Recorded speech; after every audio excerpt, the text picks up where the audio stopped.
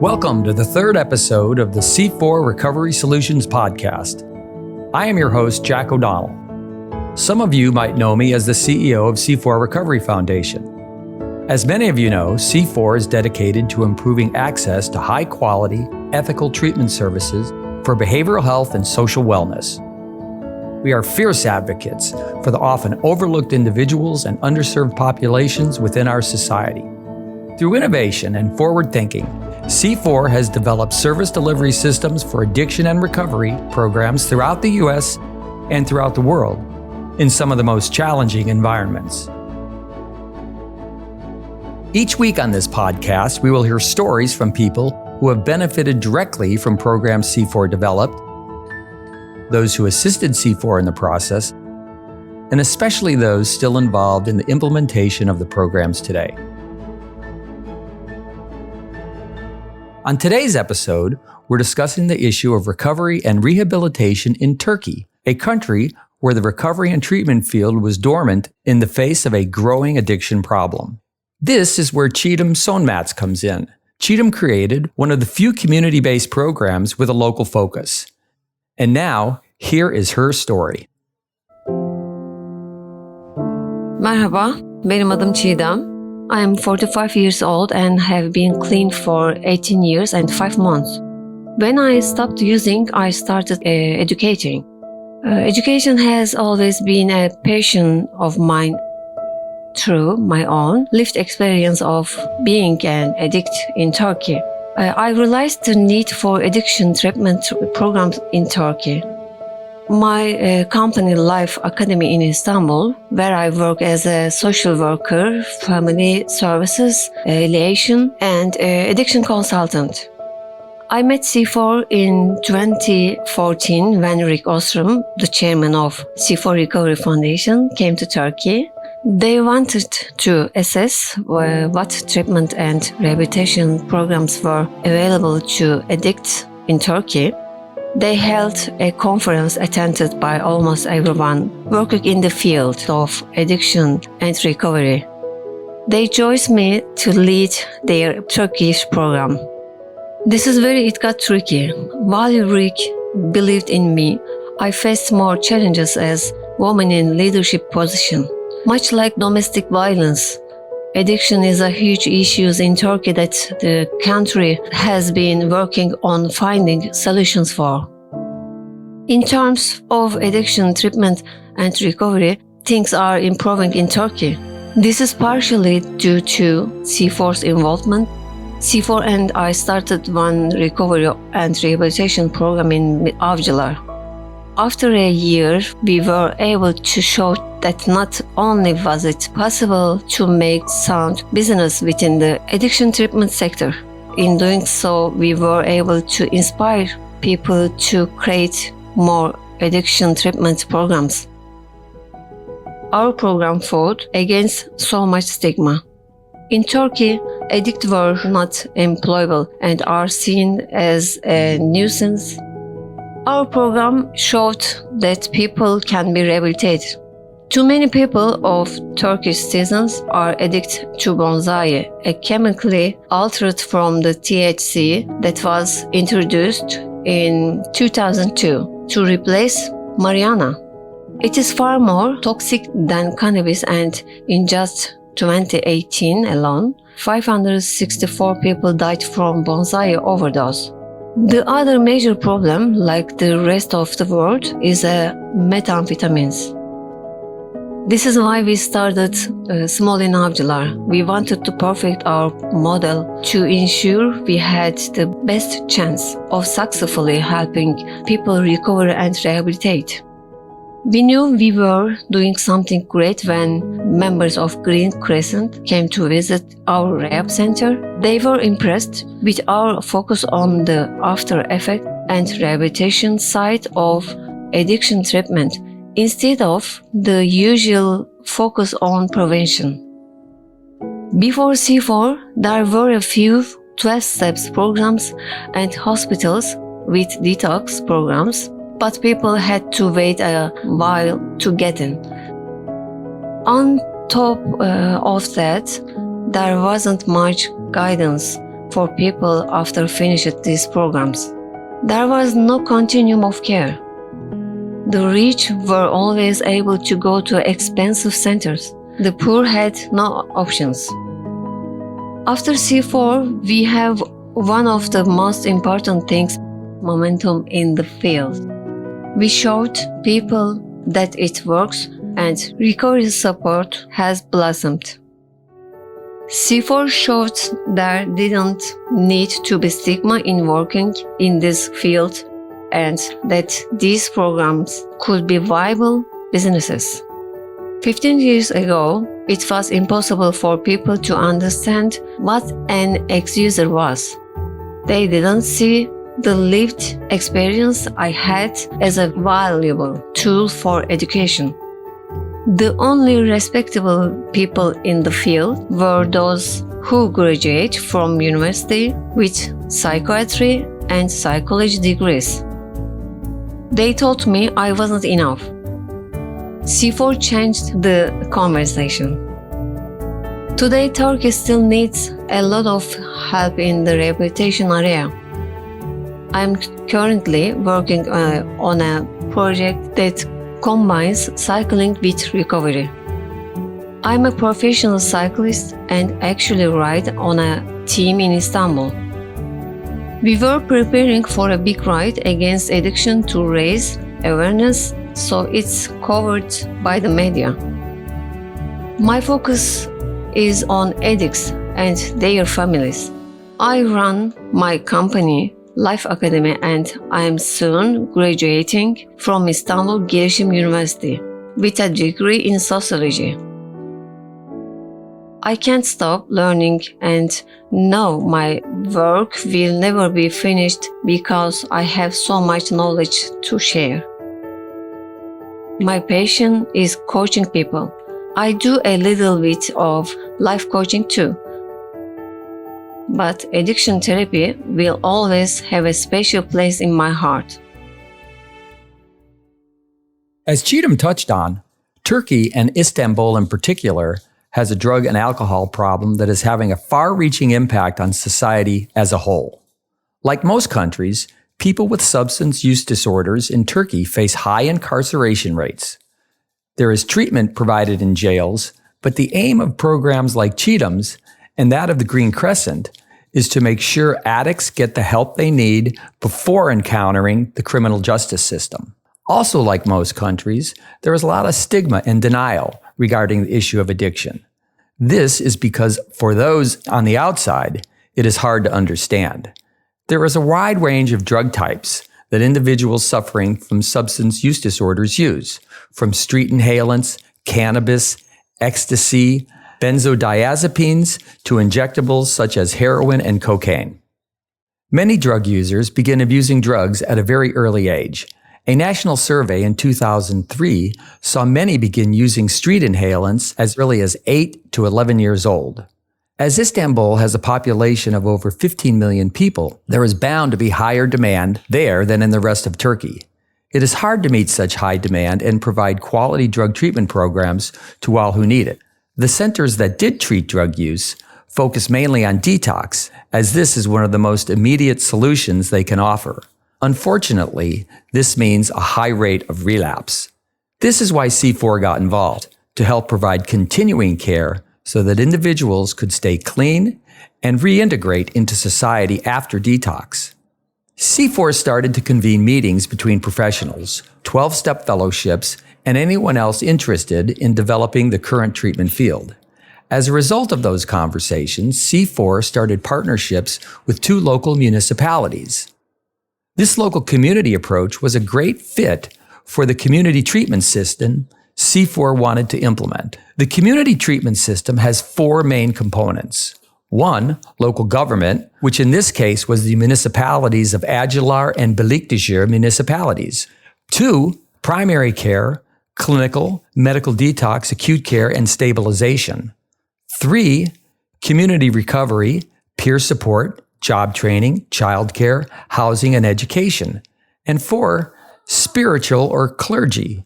C4 helped fund the centers, hired and trained employees, convened meetings between different stakeholders, launched online platforms, and provided clinical supervision.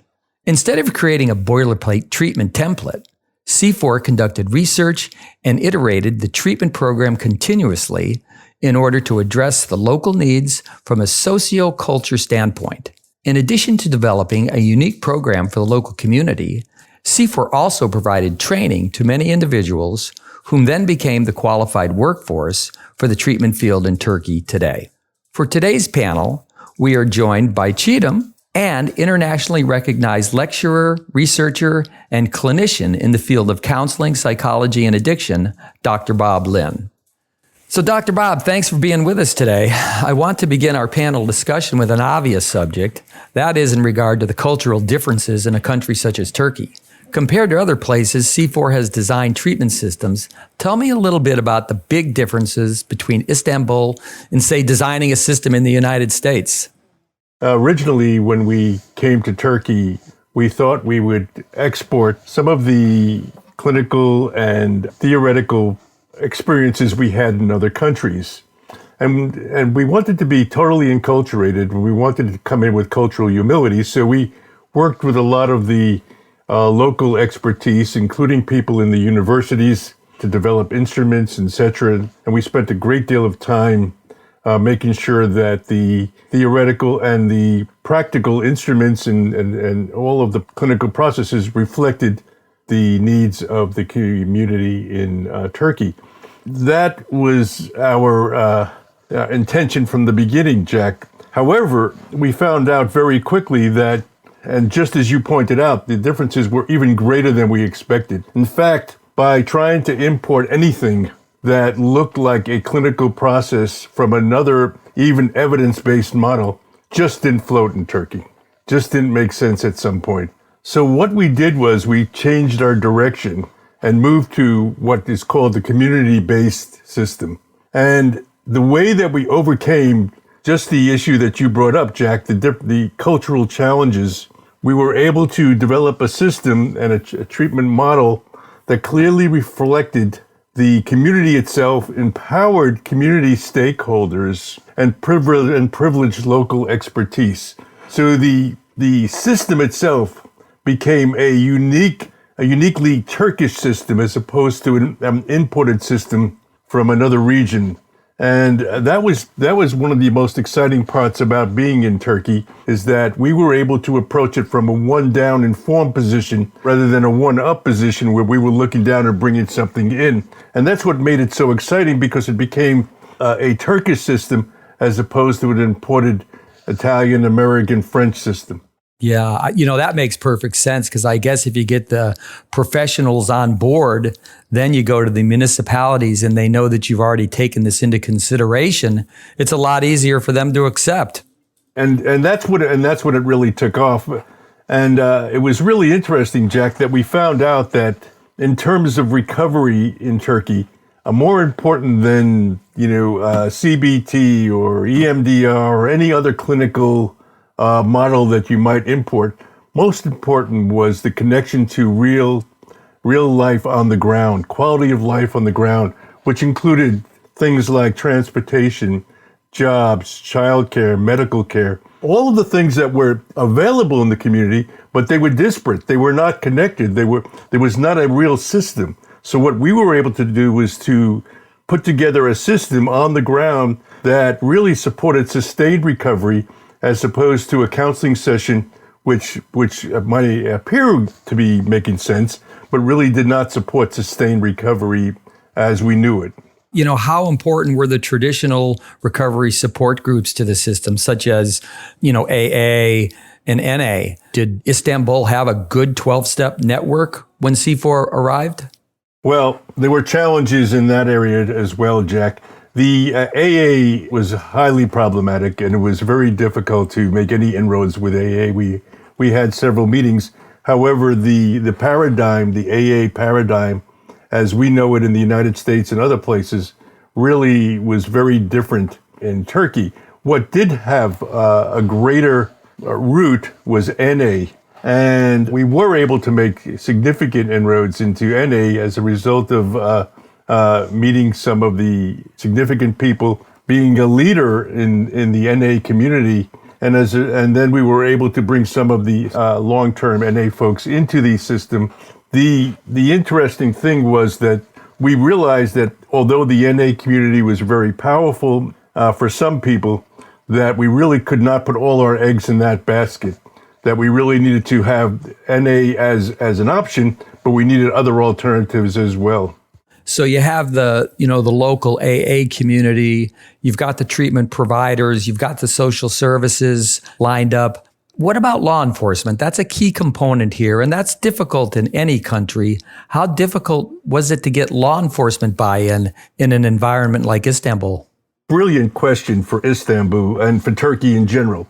As you may know, that historically, politically, and through law enforcement, addiction was seen through a punitive lens. Law enforcement was seen as part of the political system. What was really interesting for us, once we were able to develop a community-based model, and I think this is really important to understand because, at least contextually, we were able to get law enforcement involved in the program to the extent police were bringing folks to the center for treatment, and that we were able to partner with law enforcement in the Istanbul community, particularly where the center was located. Now, that might not sound like a monumental accomplishment, but in Turkey it was, Jack, and it was one of the more exciting things about the program.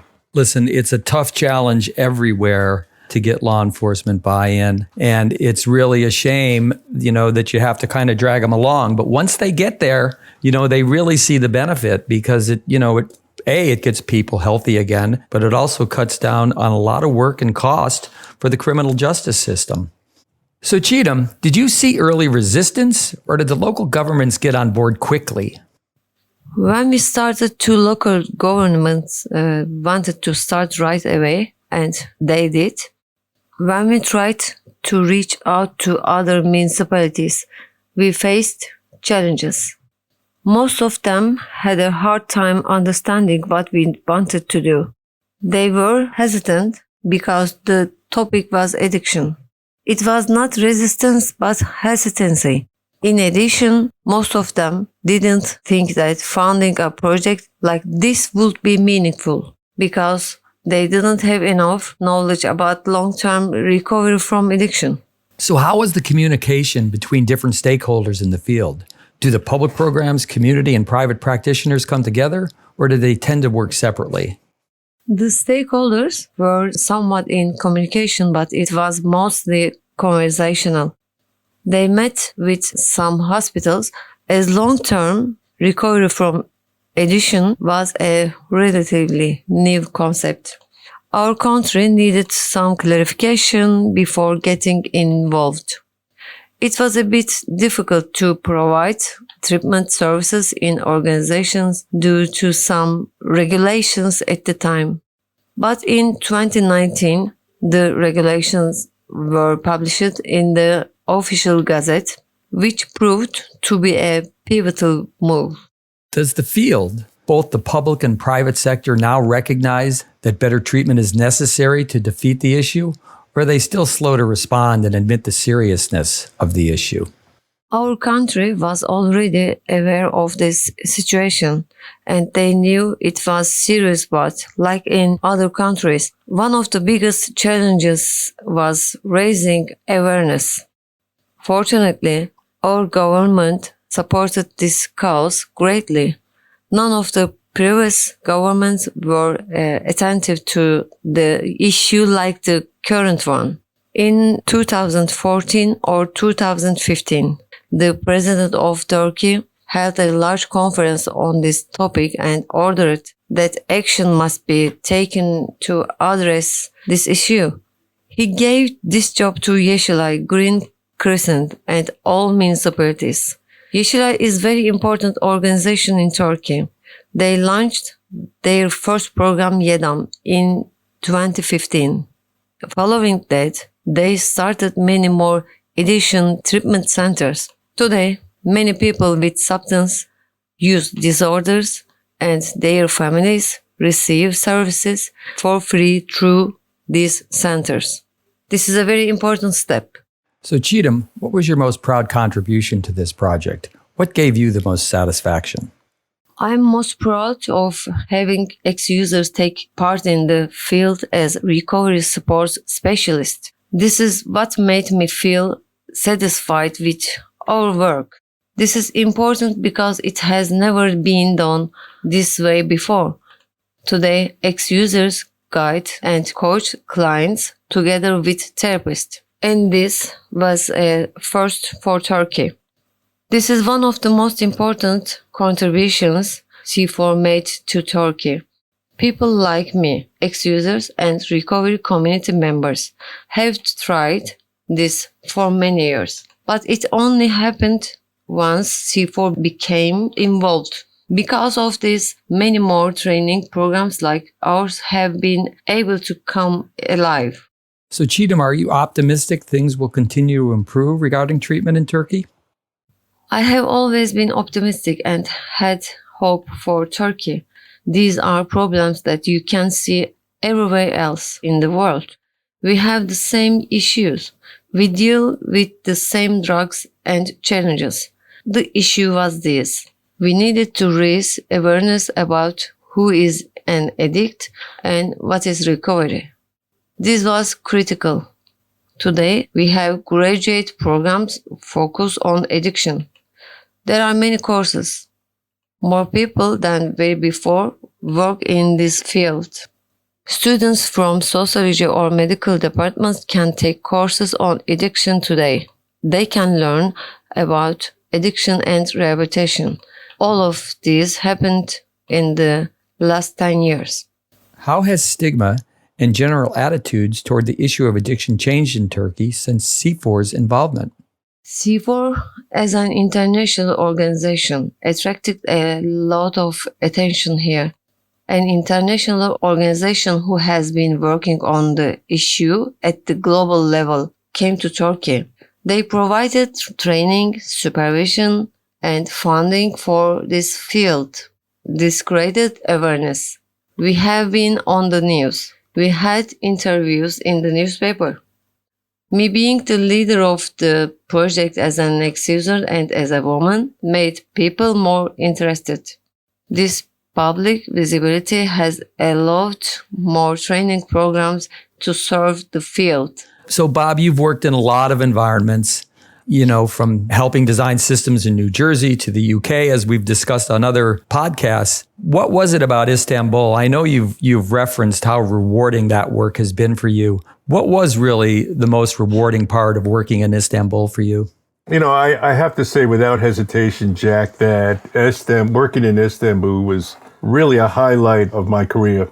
And what was really rewarding was that, we talked the talk about community and being part of the community, developing serious community empowerment, being a serious part of the community in a way that we were able to see systems really develop that supported sustainable recovery. I mean, that was what was most important to me. And to be honest, Jack, that's what I've taken away from the experience, because I think that is what's most replicable.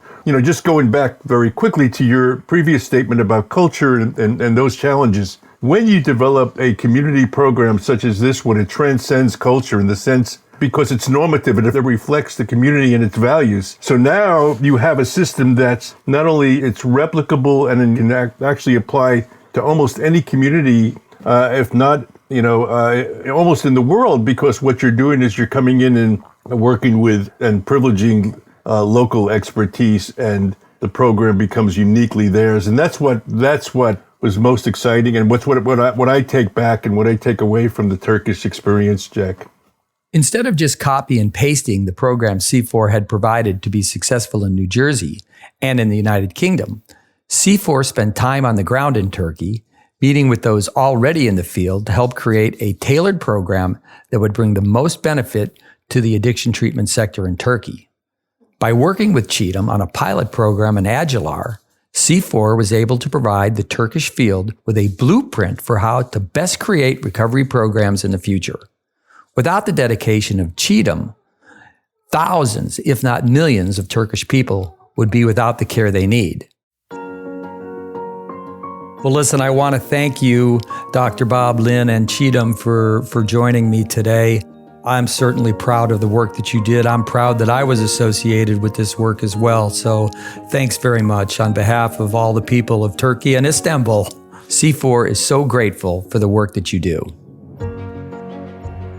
Thank you for listening to this week's episode of the C4 Recovery Solutions Podcast, brought to you by C4 Recovery Foundation. For more information, please visit our website at c4recoveryfoundation.org or email us at contact@c4recovery.org. Be sure to rate, review, and subscribe on Apple Podcasts, Spotify, Stitcher, or wherever you like to listen. I'll see you the next time on the C4 Recovery Solutions Podcast. Goodbye.